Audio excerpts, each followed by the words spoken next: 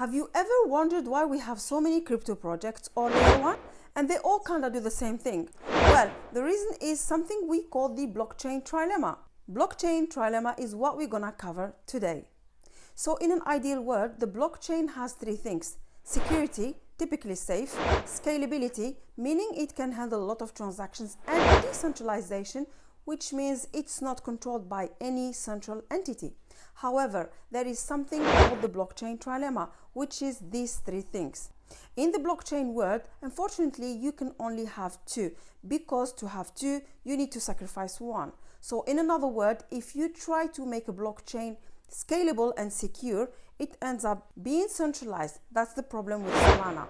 Or if you make a blockchain as decentralized and secure, you end up having a slow blockchain. That's again is the problem with Ethereum. And then if you have a blockchain that is not secured but decentralized and fast, no one wants something that is not secured because all of the hacks that are going in the crypto space. So this is something called the blockchain trilemma, and it's exactly the problem that a lot of crypto projects are trying to solve. We just don't have the tools yet to solve that, but in the next coming years, this is something that will get solved ultimately at some point. There are a few ways that businesses and individuals can take advantage of the blockchain trilemma, and this is by investing in projects that are attempting to address the trilemma.